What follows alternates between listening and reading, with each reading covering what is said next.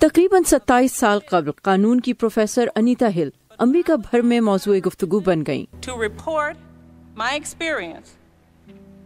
مجھے محسوس ہوا کہ اپنا تجربہ بتانے کے لیے مجھے سچ بولنا پڑے گا۔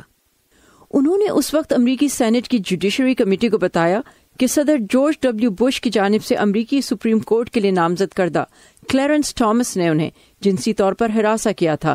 کلیرنس تھامس نے الزام رد کرتے ہوئے تحقیقات کی مذمت کی تھی۔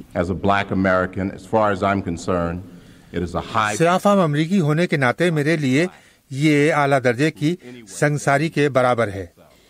کلیرنس تھامس بمشکل ہائی کورٹ کی منظوری حاصل کر پائے، لیکن بہت سی خواتین کو لگا کہ صرف مردوں پر مشتمل سینٹ کی کمیٹی کا رویہ انیتا کے ساتھ سخت تھا۔ کئی لحاظ سے آج 3 دہائیوں بعد انیتا ہل اور کلیرنس تھامس ٹکراؤ کی باز گشت میٹو موومنٹ میں سنی جا سکتی ہے، جہاں بہت سی عورتیں طاقتور مردوں کے رویوں کے خلاف آواز اٹھا رہی ہیں۔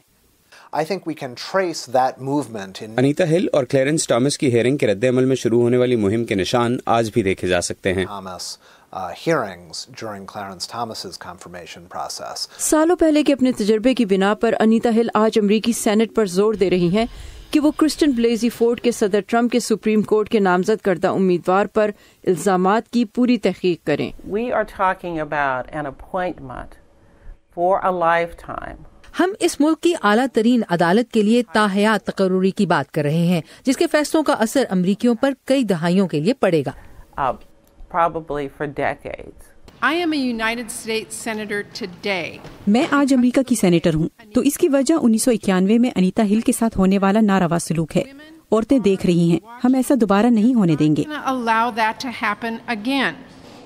ریپبلکن اراکین دونوں فریقین سے ہی مبینہ بدسلوکی کے بارے میں سننا چاہتے ہیں، تاہم انہیں ڈیموکریٹس پر معاملے کو سیاسی طور پر استعمال کیے جانے کا شک بھی ہے۔